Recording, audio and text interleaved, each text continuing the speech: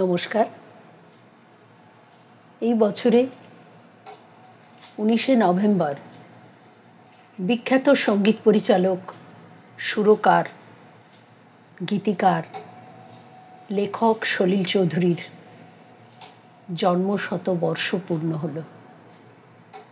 বহুমুখী প্রতিভার অধিকারী এই মানুষটির লেখা একটি অসাধারণ কবিতা একগুচ্ছ চাবি পাঠ করে তার প্রতি আমি আমার শ্রদ্ধা জানালাম।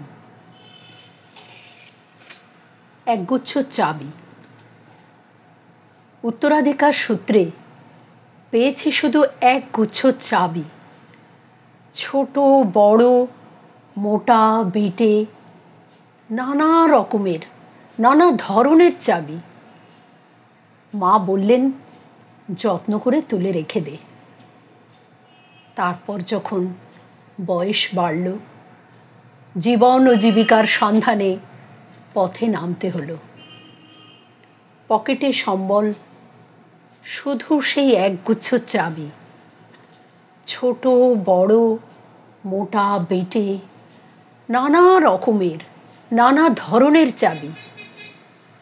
কিন্তু যেখানেই যাই সামনে দেখি প্রকাণ্ড একটা দরজা, আর তাতে ঝুলছে প্রকাণ্ড এক তালা।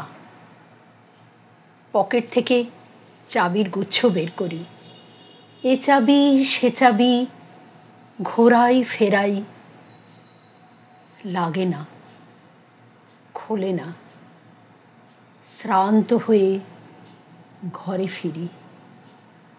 মা দেখেন আর হাসেন, বলেন, ওরে, তোর বাবার হাতেও ওই চাবি দিয়ে ওই দরজাগুলো খোলেনি। শুনেছি নাকি তার বাবার হাতে খুলতো। আসল কথা কি জানিস? এসব চাবি হলো সততার, সত্যের, যুক্তির, নিষ্ঠার। আজকাল আর ওই চাবি দিয়ে এসব দরজা খোলে না। তবুও তুই ফেলে দিস না। তুইও যখন চলে যাবি, তোর সন্তানদের হাতে দিয়ে যাস এসব চাবির গুচ্ছ। হয়তো তাদের হাতে, হয়তো কেন, নিশ্চয়ই তাদের হাতে একদিন ওই সব সততার, সত্যের, যুক্তির, নিষ্ঠার চাবি দিয়ে জীবনের সব বন্ধ দরজাগুলো খুলে যাবে, খুলে যাবেই।